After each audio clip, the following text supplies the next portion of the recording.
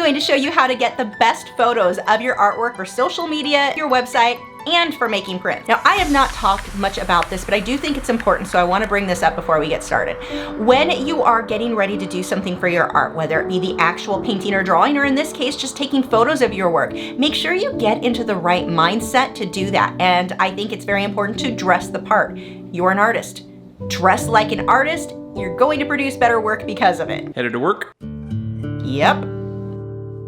First, let's talk about social media posts and content for your website. Here, I'm using a Canon 6D DSLR for these shots, which is the same one that I use for getting good prints for my work. But for social media, you can get away with just using your phone. There's nothing wrong with that. It's always going to be best if you can take your photos with a tripod. That will help to stabilize the image. I've tested this for several years, and what I found was if I stage a painting, it is more likely to get comments and thumbs ups or likes on social media than just the painting alone. I suspect what happens is a lot of us who paint photorealism, people just assume it's a photograph and keep scrolling on by. If you can stage it, whether it be with art supplies, a pretty plant, you can do this with seashells, just anything that's pretty. I know of an artist who stages hers with crystals. It looks really cool. Something pretty, maybe a candle. Nope, nope, nope, nope, nope, nope, nope. What? No candles. Remember what the fire department said. This typically will get more people to stop and look at the art than keep scrolling on past, assuming it's just a photo. Staging the art really shows that it's a painting or drawing. There is an added bonus that if you do this right, you can make an otherwise mediocre painting or drawing really stand out. Much like a good frame will make a painting look even better, good staging will do the same thing for your artwork. So I have this reclaimed wood workbench that I often use. Depending on what kind of flooring that you have, you can also take photos there. Wood floors are great. You can use a faux fur blanket. I've seen that look amazing. You can pick up props that are typically used for photography from Amazon. These are usually fairly inexpensive. I've got a pack of 4 different wood grain rolls of paper that are great for this purpose. Here's a stage photo where I used a photography backdrop of brick, my dining room table, a plant, and an easel. Which of these photos is more likely to grab your eye when scrolling through social media? It makes the painting seem more real, something you can touch, which is definitely a bonus when you're selling your artwork. When getting a staged photo, I'll shoot multiple angles. Sometimes something will look great through the viewfinder and absolutely atrocious when you see it on the computer screen.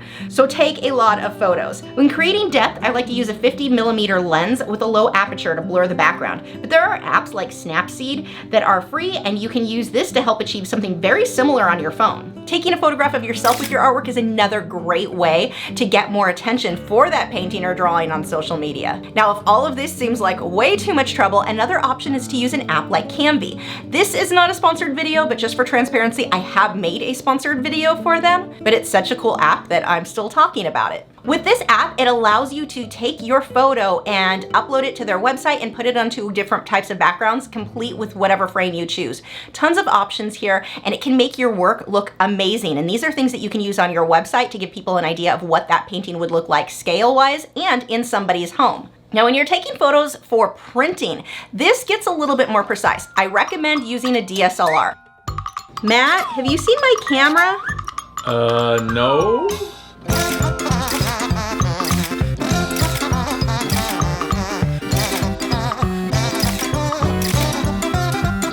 I have used scanners in the past for smaller images, but I get way better results with a DSLR. We often get caught up in thinking that this is about megapixels. Cameras these days have all the megapixels. It's not about the megapixel, it's about the camera lens. Oh, but I have an iPhone. You're adorable. It's not the same, and they're not going to get the same results. The camera that I'm using is a full frame camera, so it has the added bonus of taking amazing photos in lower light settings. This is a big deal when you're dealing with a darker painting and a lot of glare. If the painting or drawing that I am taking photos of is small enough and has no glare, something like colored pencil or pastels, I can just put it on the floor and photograph it down like this. Here, I've even set it on a white sheet of paper to make color correction easier later on. When working larger or with something that is going to be prone to glare like darker paintings or an oil painting, you're going to have to get more creative. Quick tip, do not varnish your paintings until after you've taken the photograph of them. once they're varnished, it is so much more difficult to get a good photo. You don't want to take a photo where the lights are directly behind a painting. This is going to cause too much glare.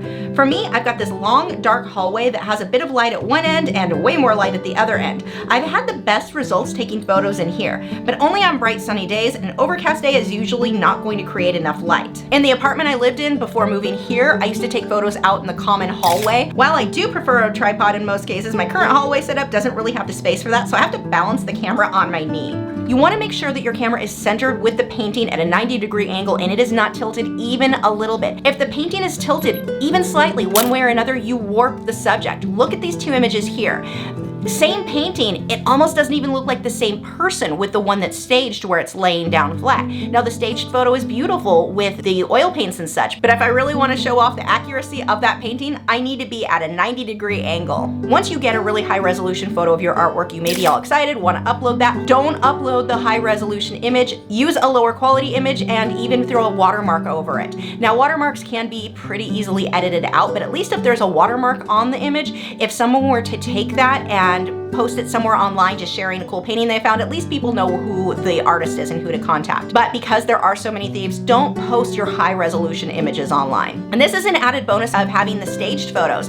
Those aren't going to really be able to be stolen and used for prints. Your job is not over at taking the photographs of the artwork. Next week, I'm going to show you how we can import these into Lightroom and make some adjustments to make them stand out that much more and look even more like your original for the ones that you're making prints. Did you like the paintings you saw in this video? I have all of these available over at Patreon where you can follow along step by step. My newer videos even have downloadable steps to make it even easier for you to follow along. If you are unfamiliar with Patreon, for as little as $4 a month, you get access to all of my longer tutorials. I've been making lessons there for over 7 years, which means you get instant access for only $4 of over 300 lessons. That's so many lessons. That is such a good deal. As soon as you sign up, there are several reward options available. Head over to patreon.com to check that out, or if you would like to see my Patreon video library, head over to lockcree.com and you can see what I have there. Did this video help you? Then I think you'll like this one here.